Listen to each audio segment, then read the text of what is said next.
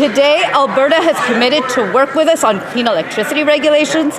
They have committed in this agreement to work towards a stronger industrial carbon price. They have committed to work with us on methane regulations. And the Environment Minister couldn't even bring herself to utter the word pipeline in her answer to the question. Now we learn that Alberta must initiate a carbon capture project via the Pathways Alliance in exchange for a pipeline. And who has a significant stake in Entropy, one of the leading Pathways carbon capture companies? Well, it's none other than the Prime Minister's company, Brookfield. Oh, wow. Which begs the question, is the only way anything can be built in Canada is if Brookfield profits?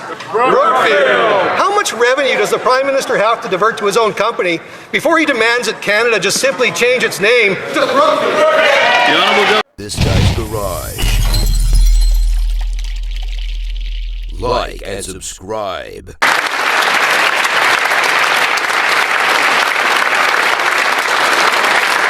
Oral questions, questions orales, the Honourable Leader of the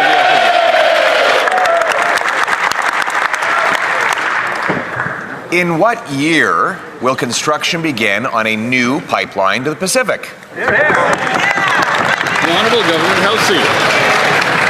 Mr. Speaker, the world is changing rapidly. The United States, the world's largest economy, is fundamentally reshaping all of its trade relationships, causing major disruption and upheaval for Canadians. Right. It's time to transform our economy from one that is reliant on a single trading partner to one that is stronger, more self-sufficient, and resilient to global shocks. To these ends, Canada and Alberta share the same ambitions: diversify our export markets, make Canada an energy superpower, and build a stronger, cleaner, more independent, more competitive economy. Honourable Leader of the Opposition.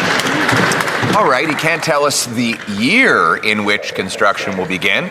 Can he tell us in what decade will construction begin on a new pipeline to the Pacific? The Honourable Minister of the Environment and Climate Change.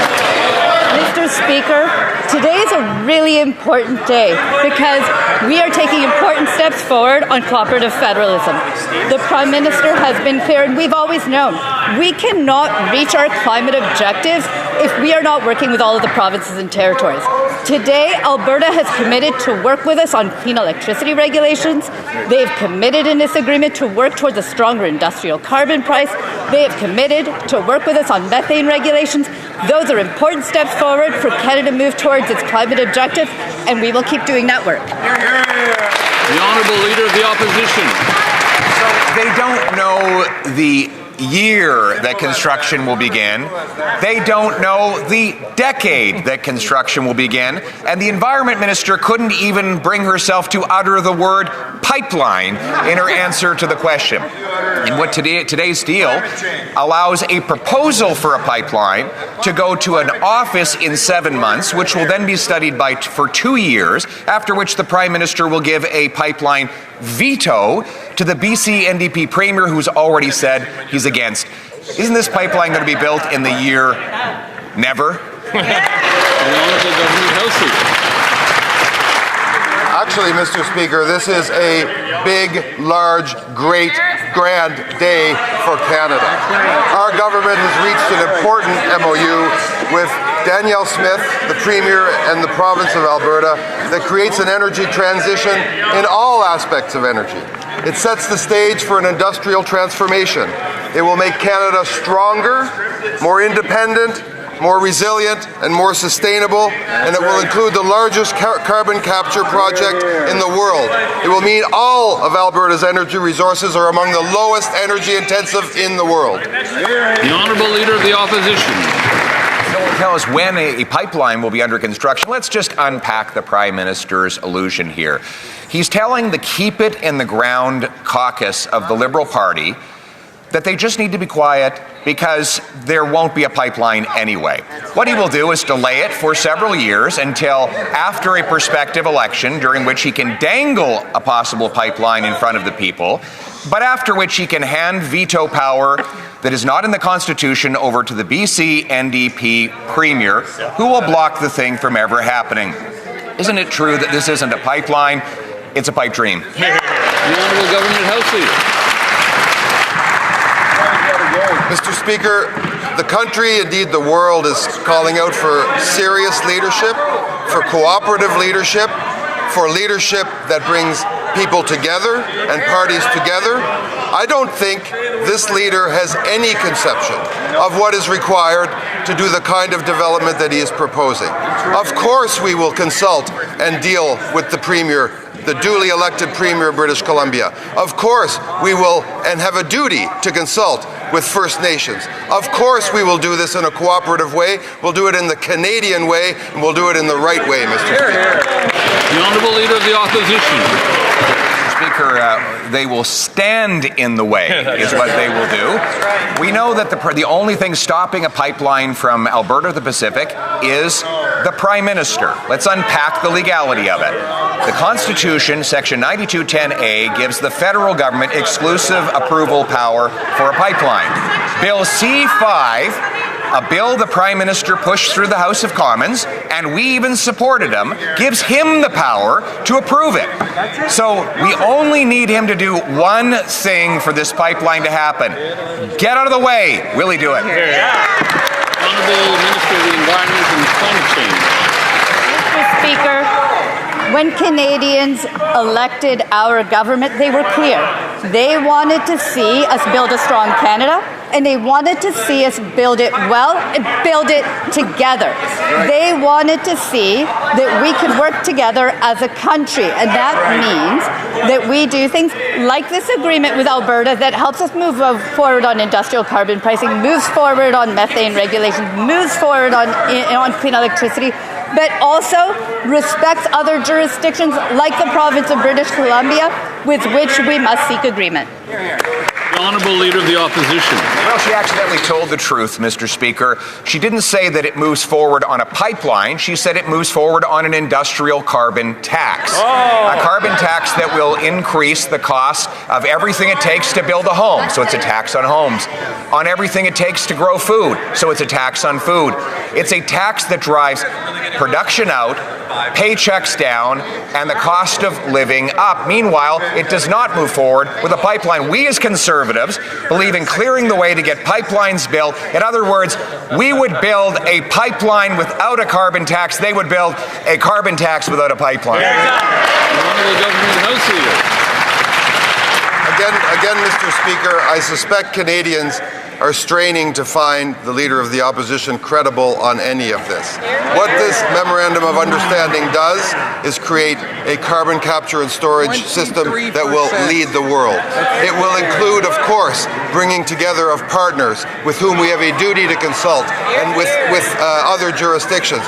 It will create electric jobs in the electrical system. It will create construction jobs. It will create opportunity across Western Canada, Mr. Speaker, but most importantly will make Canada an energy superpower. Why can't the Leader of the Opposition see that? A senior Liberal debating my bill to stop leniency for non-citizens convicted of serious crimes said this: if someone is going out there and raping another individual, do we really believe that they are going to get special treatment from a judge? Well, the very next day, there was a report of a non-citizen in Barrie being convicted of raping a 13-year-old little girl and impregnating her twice. And the rapist had been given an adjournment to see what impact his guilty plea would have on what? His immigration status. Oh. Will the Liberals admit that they were wrong? The Honourable Secretary of State for Combating Crime.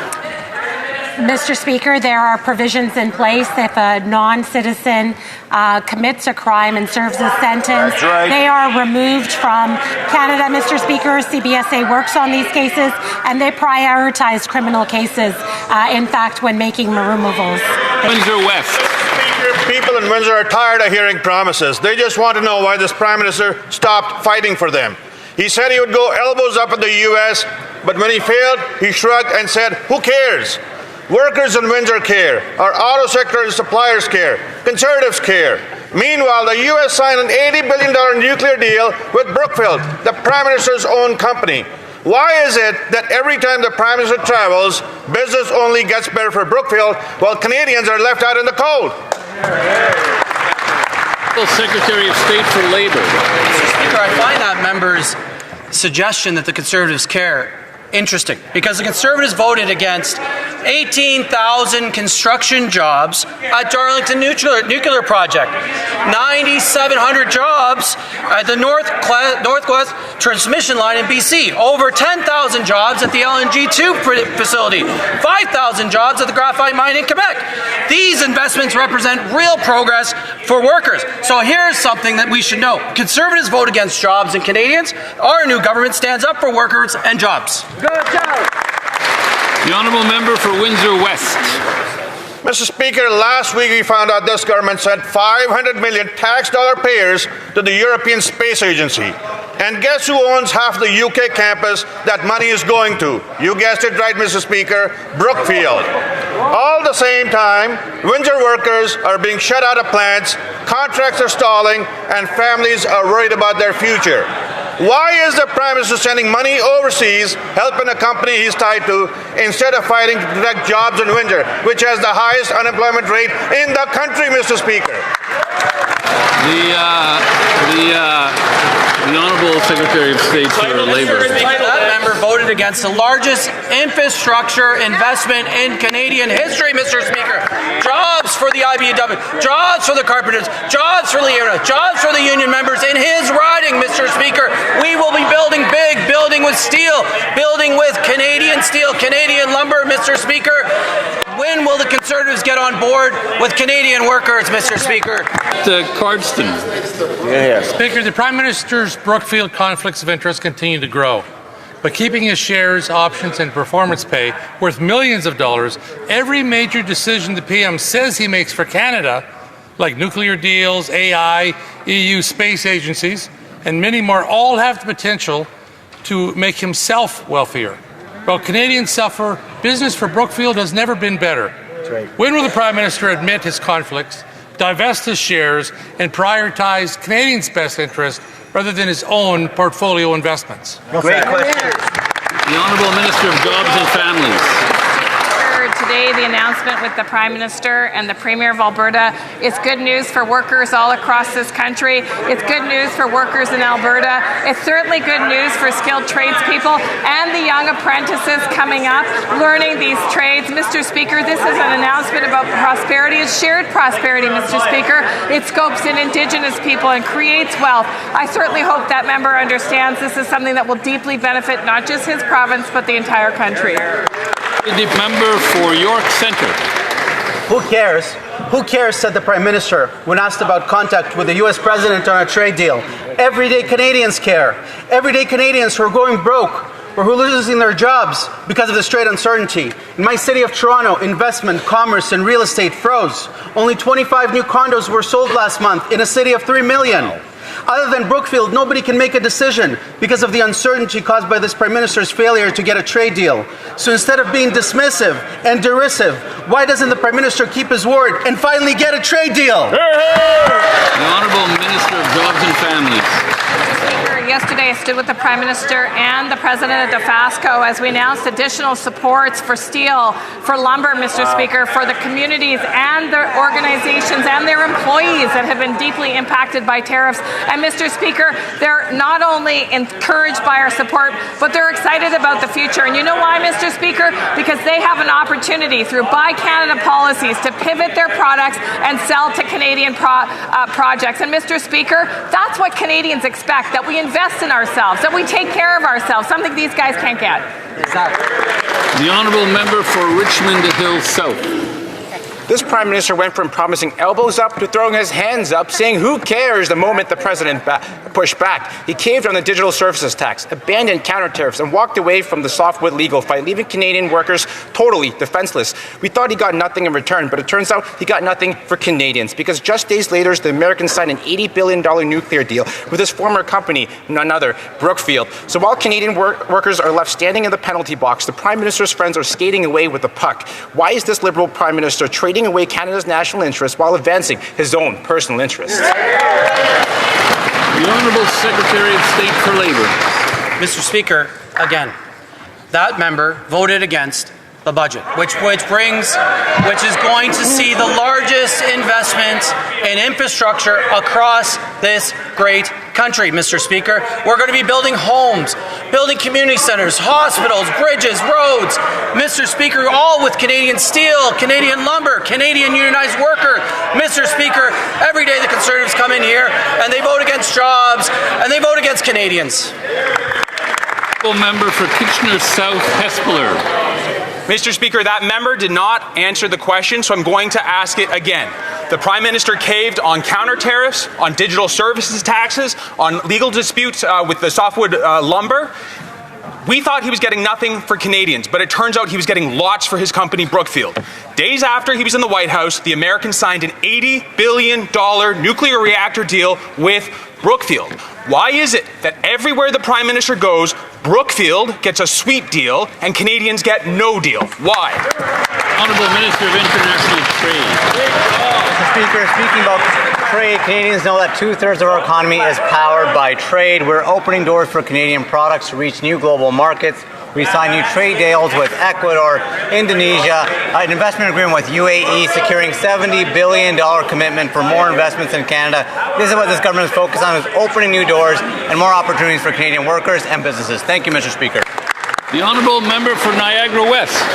Mr. Speaker, can the Prime Minister explain to Canadians why every time we ask about a conflict of interest with Brookfield, his answer is basically, who cares? Nothing to see here. Just ignore the fact that I used to run the place. Because Canadians are starting to wonder, if Brookfield were any closer to this government, would it need a visitor's pass or just a set of cabinet keys? So my question is simple. How can Canadians trust decisions aren't being made in the boardroom instead of the House of Commons? Or is this Liberal government now offering loyalty points for conflict of interest? The Honourable Secretary of State for Financial Institutions. Mr. Speaker, Canadians made a decision on April 28th between two visions for this country. A vision of hope, a vision of leadership versus slogans and division. Our Prime Minister is a world economic and business leader. He has traveled the world building up relationships and signing deals to build our economy, something that leaders never worked a day in. Thank you, Mr. Speaker. Member for Peterborough. Mr. Speaker, on this side of the House, we know meaningful consultation with Indigenous right holders is essential to protecting rights, supporting sustainable development, and building respectful long-term relationships. Could the Minister of Crown Indigenous Relations share how early and ongoing engagement with Indigenous communities is helping improve our federal approach to consultation? The Honourable Minister of Crown Indigenous Relations. Thank you, Mr. Speaker. All major projects will only proceed after meaningful consultation with Indigenous rights holders. We cannot and will not move forward at the expense of Indigenous rights. Budget 2025 invests $10.1 million in the federal initiative on consultation. This includes funding for consultation protocols, which set out clear, mutually agreed processes for how communities want to be engaged, making consultations more efficient and respectful. We have also invested in Indigenous-led resource centres, which provide the research, technical advice, and expertise communities need. The Honourable Member for Regina Capel. Mr. Speaker, the Liberals killed the Northern Gateway pipeline project, making Canada more dependent on the U.S. Now this Prime Minister is putting on a big show, but he's setting up another process for a pipeline to fail with new hurdles and hoops, and worst of all, a massive increase to the industrial carbon tax. The proposed pipeline is never going to happen because this Prime Minister is giving a veto to the BC Premier.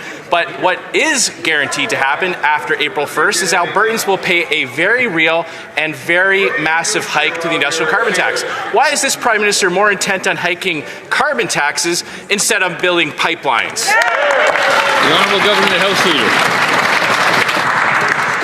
It's perplexing to us over here why they keep talking about some supposed veto by the BC Premier when, in fact, of course, we will deal with the people and the province of British Columbia. But what they don't mention is the signature of the Premier of Alberta on a memorandum of understanding that commits us to consulting provinces, consulting First Nations, building out clean and renewable technologies, an electric grid, and building and creating opportunity for young Western Canadians for generations to come. for Regina Capel. It doesn't matter how many signatures they put on that MOU if they give a giant veto stamp to the British Columbia Premier, Mr. Speaker. Instead of just repealing all the Liberal leave-it-in-the-ground laws that killed energy projects, this Prime Minister has just unveiled a new process that is designed to fail. He's giving an unconstitutional veto to the BC Premier. He's forcing Albertans to pay billions to put air into the ground, and now he's hiking the industrial carbon tax. Every time the Liberals hike those carbon taxes, everything gets more expensive. Why is this government forcing through a massive hike to the carbon tax instead of just getting out of the way? The Honourable Government House Leader. As Canadians watch this debate unfold, Mr. Speaker, they will take note of lines like putting air into the ground. In fact, we are putting carbon into the ground. We are taking it out of the atmosphere, making our production of energy resources less carbon intensive and putting carbon, in fact, underground, therefore committing Canada in the fight against climate change. Mr. Speaker, it's very interesting, and I know Canadians will be following this debate with great interest, and the slogans of the Conservatives will be something that they won't forget. Honourable Member for Ponoka-Didsbury. Speaker, the current Prime Minister was the advisor to the last Prime Minister, and under his watch, no private company was able to build a pipeline. Not TC Energy, not Enbridge, not Kinder Morgan, just the Canadian taxpayer. Now we learn that Alberta must initiate a carbon capture project via the Pathways Alliance in exchange for a pipeline. And who has a significant stake in Entropy, one of the leading Pathways carbon capture companies? Well, it's none other than the Prime Minister's company, Brookfield. Oh, wow. Which begs the question, is the only way anything can be built in Canada is if Brookfield profits? The Honourable Government House Leader. Mr. Speaker, the owners of the Pathways project for carbon capture and storage are in fact 6 oil and gas companies, all of whom operate in the province of Alberta and employ thousands of... The Honourable Member for Ponoka-Didsbury. We know that the Prime Minister has been meeting with Brookfield executives behind closed doors. This is the same Prime Minister who served as board chair of Brookfield Asset Management. And now we learn that he won't allow Alberta to build a pipeline unless it initiates a $16.5 billion carbon capture project where Brookfield profits. The taxes and royalties from a pipeline should be used for doctors, nurses, roads, schools, police, housing, and securing our country. But instead, billions will now pour into the coffers of corporate giants and Liberal insiders, including, of course, Brookfield. How much revenue does the Prime Minister have to divert to his own company before he demands that Canada just simply change its name to Brookfield? The Honourable Government House Leader. Mr. Speaker, I think the members across, and maybe in particular those members from the province of Alberta, really underestimate how strongly their constituents feel about having a plan to reduce our carbon emissions, reduce the intensity of our energy production, to yes, lead the world in carbon capture and storage, to build an energy grid throughout Western Canada that makes sure renewable energy gets across Western Canada, and most importantly, they underestimate the hopes of the parents of young Albertans who want to see a future for them in that province, and that's what this thing does today. The Honourable Member for Cloverdale-Langley City. Mr. Speaker, the Prime Minister's own cabinet and caucus are fighting over this pipeline announcement. Ministers are worried, BC Liberal caucus members are seething and angry, and leaks are coming out by the hour. Meanwhile, Canadians know the real issue. Without a pipeline to the Pacific, the United States is basically our only market for Canadian oil. We cannot reach global buyers until we have coastal access. When will the Prime Minister stop managing caucus drama and start using his authority that he already has to guarantee a pipeline built to the coast? Yeah. The Honourable Secretary of State for Labour.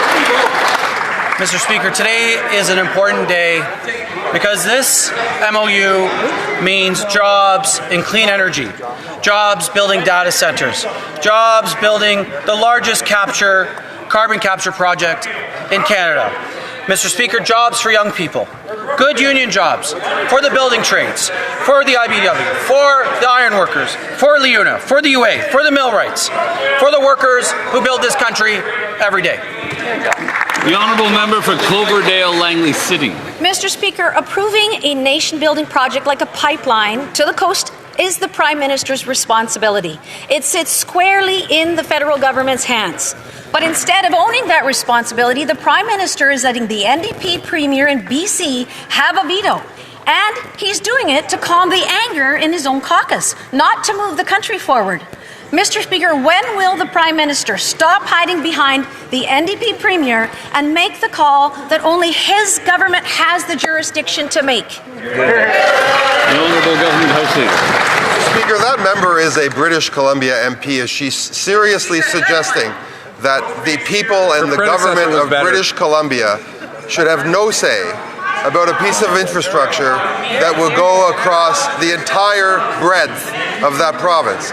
It's very interesting to me that that member who represents British Columbians would want to subtract the voice of her own provincial government from that debate. For that matter, subtract the voice of First Nations. This is a historic agreement.